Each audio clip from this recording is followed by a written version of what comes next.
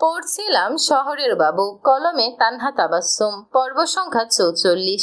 কেটে গিয়েছে আরো ২ দিন। রাহেল রিমিশাকে নিয়ে ওই দিনই বাড়িতে চলে আসে। অতঃপর বাড়ির সবাই আসে না, সবাই একেবারে রিসেপশনের দিন বিকেল বেলায় আসে।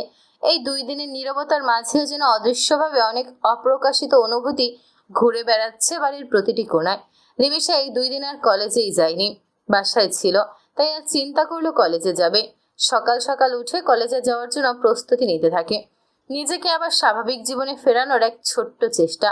আহিলের এই কয়দিন অফিসে ঠিকমতো না যাওয়াতে ভীষণ কাজের চাপ পড়ে যায়। তাই গত ২ দিন যেন তার দম ফেলারই সুযোগ ছিল না।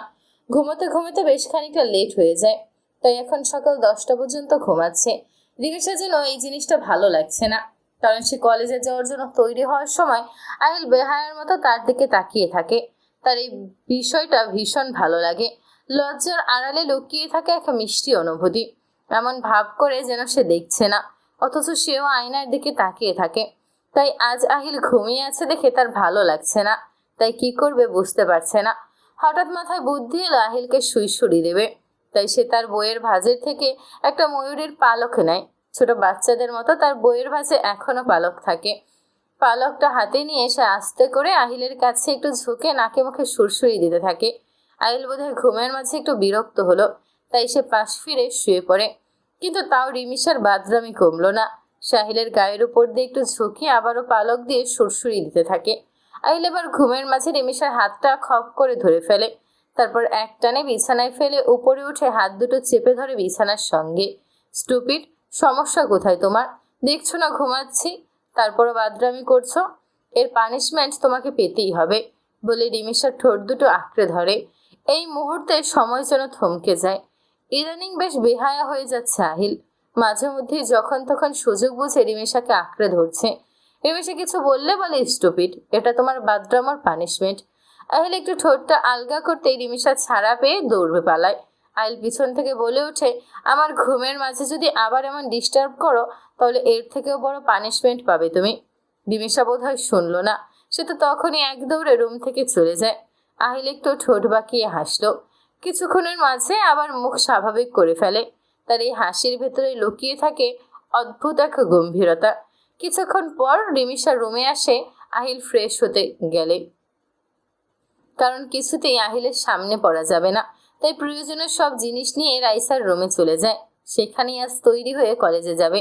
যেই ভাবা সেই কাজ। সব জিনিস নিয়ে রাইসার রুমে চলে যায়। রাইসা রিমিশাকে এভাবে দেখে অবাক হয়। আরে ভাবি, তুমি এখানে? কি হয়েছে? ভাইয়া আবার তোমার সঙ্গে ঝামেলা করেছে? রিমিশা মাথা নাড়ায়। মানে হ্যাঁ। তাহলে তুমি আমার রুমে থাকো, যাওয়ার দরকার নেই। আর ভাইয়ার রুমে? রিমিশা কিছু বলল না, চুপচাপ তৈরি হয়ে নিচে নেমে আসে।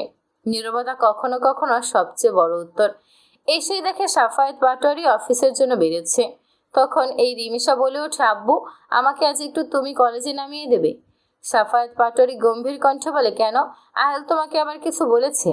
দাঁড়াও, এর একটা বিহিত আমি করবই, বলে আহিলকে ডাকতে শুরু করে। রিমিশা তড়িঘড়ি করে বলে, আব্বু, আমার একটু আজ তাড়াতাড়ি যেতে হবে কলেজে, পরে আবার লেট হয়ে যাবে। সে চায় না পরিস্থিতি আর জটিল হোক। অনেক কিছু বলতে গিয়ে আর বলতে পারলো না। ভাবলে সব আহিলকে জিজ্ঞেস করবে। এখন মেয়েটাকে কলেজে নিয়ে যাওয়া জরুরি। তাই উনি রিমিশাকে নিয়ে বেরিয়ে পড়েন। আহিল রিমিশাকে আর খুঁজে পায়নি। তাই নিচে নেমে এসে দেখে রিমিশা অলরেডি কলেজে চলে গিয়েছে। আহিল বোধহয় একটু বিরক্তই হয়। স্টুপিডটাকে পেলে আরও বেশি পানিশমেন্ট দিতে হবে। তারপর সে নিজেও অফিসে চলে যায়। সাফায়েত পাটোয়ারি রিমিশাকে কলেজের সামনে নামিয়ে দিয়ে চলে যায়। 4 দিন পর আবার কলেজে এসে রিমিশা বেশ খুশি। তার ফ্রেন্ডদের সঙ্গে গল্প করতে করতে ক্যান্টিনে ডেকে যায়। উদ্দেশ্য কোল্ড কফি খাবে। যেই গরম পড়েছে, ঠান্ডা কিছু না খেলে টিকে থাকা প্রায় অসম্ভব। 4 দিন পর আবার এই চেনা পরিবেশে ফিরে এসে তার মনটা একটু হলেও হালকা লাগছে। ক্যান্টিনে এসে কফি অর্ডার করে ওর একপাশে দাঁড়িয়ে দাঁড়িয়ে গল্প করছে। তখন একটা ছেলে রিমিশাকে দেখতে পায়। সঙ্গে সঙ্গে কাউকে ফোন করে বলে, ভাই, উনি আজ কলেজে এসেছে, আপনি আসলে দেখতে পাবেন। অপর পাশের মানুষটি কি বলল বোঝা গেল না। অজান্তেই যেন নতুন কোনো ঘটনার সূচনা হয়ে যাচ্ছে। ওরা কফি নিয়ে আর সেখানে দাঁড়ায় না, তখনই চলে আসে। এদিকে তুষার আজ 2-3 দিন ভার্সিটির সামনে এসে দাঁড়িয়ে থাকে, কিন্তু রাইসার দেখা পায় না। বুঝতে পারছে না মেয়েটা কেন ভার্সিটিতে আসছে না। হঠাৎ করেই যেন গায়েব হয়ে গেছে সে। অপেক্ষা যত বাড়ছে তুষারের অস্থিরতাও ততই বাড়ছে। তাই আজ আবারও এসেছে যদি দেখা হয়ে যায়। তখনই দেখলো সামনের গাড়ি থেকে রাইসা নামছে। তুষার সঙ্গে সঙ্গে নিজের গাড়ি থেকে নেমে পড়ে। তারপর রাইসার সামনে গিয়ে দাঁড়ায়। কি হয়েছে? এই 2 দিন ভার্সিটিতে আসোনি কেন? কেন আমি না আসলে আপনার সমস্যা কোথায়? তুষার বলল, চলো তোমার সঙ্গে অনেক কথা আছে, আমরা কোথাও গিয়ে বসে কথা বলি। না ভাইয়া, আমি যেতে পারবো না। আমি অলরেডি 2 দিন ভার্সিটিতে আসিনি। 2 দিন আসুনি আর একদিন না গেলে কিছুই হবে না। চলো চলো তোমাকে নিয়ে কোথাও ঘুরতে যাই। কেন? আপনার সঙ্গে আমি ঘুরতে যাব কেন? মানুষ এইভাবে তার প্রিয় মানুষের সঙ্গে ঘুরতে যায়, আমি কেন আপনার সঙ্গে যাব? তুষার একটু লোভ হয়ে যে বলে, কেন? মানুষ বুঝি প্রিয় মানুষ ছাড়া অন্য কারোর সঙ্গে ঘুরতে যেতে পারে না? হয়তো এখন প্রিয় মানুষ না, কিন্তু প্রিয় মানুষ হয়ে যেতে কতক্ষণ লাগে? তার কণ্ঠে ধীরে ধীরে প্রকাশ পাচ্ছে গভীর অনুভূতি। রাইসা বোধহয় কথার মানে বুঝলো, কিন্তু কিছু বলল না। তুষার গিয়ে ড্রাইভিং সিটের পাশের সিটের দরজাটা খুলে দেয়। চলো। কিছু বলল না, চুপচাপ গিয়ে গাড়িতে উঠে বসে। তুষার অনেক খুশি হয়। জলদি এসে ড্রাইভিং সিটে বসে গাড়ি স্টার্ট দেয়। কোথায় যাবে জানে না। অতঃপর দীর্ঘ 1 ঘন্টা জার্নির পর একটা নির্জন নদীর পাড়ে আসে। চারপাশের নীরবতা যেন তাদের অনুভূতিগুলোকে আরও স্পষ্ট করে তোলে। জায়গাটাতে মানুষ খুব কম আসে। একান্ত সময় কাটানোর জন্য বেস্ট একটা জায়গা। রাইসা গাড়ি থেকে নেমে সামনে এগিয়ে যায়। নদীর থেকে আসা বাতাস তার খুব ভালো লাগছে। সে চোখ বুজে অনুভব করতে থাকে। চুলগুলো বাতাসে উঠছে। এই মুহূর্তে সে যেন নিজের সব বাঁধন ভুলে গেছে। আর এই দৃশ্যটা তুষারের কাছে সবচেয়ে মধুর লাগে। মুহূর্তে এক দৃষ্টিতে তাকিয়ে থাকে তার পাখিটার দিকে।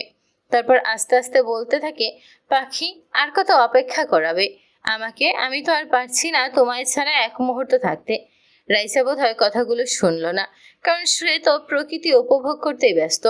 কারণ সে কখনো এমন খোলামেলা জায়গায় আসেনি, কারণ তার পরিবার থেকে এসব অ্যালাও করে না। ওইখানে তারা দুজন বেশ ভালো সময় কাটায়। তারপর তুষার বলে, কোথায় যাবে বলো? তুমি যেখানে বলবে সেখানেই নিয়ে যাবো আজ। রাইসা খুব উচ্ছ্বাস নিয়ে বলল, আমাকে একটু মেলায় নিয়ে যাবেন?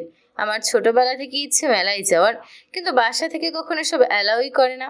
তুষার একটু হেসে ওঠে। তারপর বলে, ঠিক আছে চলো, বলেছিলাম না যেখানে ইচ্ছে ওখানেই নিয়ে যাব? কিন্তু মেলায় অনেক জরজম পড়বে, তুমি যেতে মানুষের সঙ্গে ধাক্কাধাক্কি করে ওখানে যেতে হয়। সমস্যা নাই, যাব আমি। তারপর তুষার আর কিছু বলে না। ওকে নিয়ে একটা মেলায় আছে। তারা পুরো দিন খুব ভালোভাবেই কাটায়। রাস্তার পাশের ফুচকা, আইসক্রিম, টঙের দোকানের চা, এগুলো সবকিছুই রাইসা খুব ভালোভাবে উপভোগ করে। যেন আজ তার মনে হচ্ছে নিজেকে আকাশের মুক্ত পাখির মতো। আহিল কলেজ ছুটি হয় বেশ আগে কলেজের সামনে চলে আসে, কারণ এই বেয়াদবটা সকালে তার আগেই চলে এসেছে। তাই এবার দেখবে সে কি করে আহিলের সঙ্গে না যায়। একটু পরেই কলেজ ছুটি হয়ে যায়। রিমিশা ফ্রেন্ডের সঙ্গে ক্লাস থেকে বেরোতেই দেখে আয়ান দাঁড়িয়ে আছে। তাকে দেখে রিমিশা পাশ কাটিয়ে যেতে নিলে আয়ান পিছন থেকে ডেকে ওঠে, দাঁড়াও রিমিশা, তোমার সঙ্গে কিছু কথা আছে। রিমিশা থমকে যায়। আমার সাথে আবার ওনার কি কথা আছে? রিমিশা না চাইতেও দাঁড়াতে হয়। তারপর মাঠের একপাশে গিয়ে দাঁড়ায়। আয়ান আগেই কথা বলতে থাকে। ওই দিন কি হয়েছে রিমিশা? তোমাকে কারা কিডন্যাপ করে নিয়ে গিয়েছে? আর তুমি এতদিন কোথায় ছিলে? কলেজে আসোনি কেন? একদমই প্রশ্নগুলো করে আয়ান। রিমিশা শর্টকাটে সব কিছু বলে, ওই দিন কি হয়েছে না হয়েছে। আয়ান বলে, রিমিশা, তোমার একটু সময় হবে? চলো না আমরা কোথাও বসে একটু কথা বলি। না ভাইয়া, আমার আজ যেতে হবে। আব্বু বোধহয় এসে দাঁড়িয়ে আছে বলে রিমিশা চলে আসে। অয়ন পিছন থেকে ডেকে বলে, কখনো সময় হলে বলো, দুজনে বসে কফি খাবো। তারপর আয়ান ফিসফিস করে বলে, কিছু জিনিস আমাদের ভাগ্যে থাকে না, আমরা যতই চেষ্টা করি। ধরতে গেলে পালিয়ে যায়, ঠিক তোমার মতো। ছুটি হয়েছে অনেকক্ষণ। আয়ান এতক্ষণ বাইরে দাঁড়িয়েছিল, কিন্তু রিমিশা আসছে না। একে একে সব মেয়েরা চলে যায়, কিন্তু রিমিশার দেখা পায় না। ছুটি হয়ে গিয়েছে, এখনো আসছে না কেন? কি হয়েছে মেয়েটার? ভাবতে ভাবতে গেট দিয়ে ভিতরে এগিয়ে যায়। তখনই দেখতে পায় রিমিশা আয়ানের কাছ থেকে কথা শেষ করে এগিয়ে দিকেই আসছে।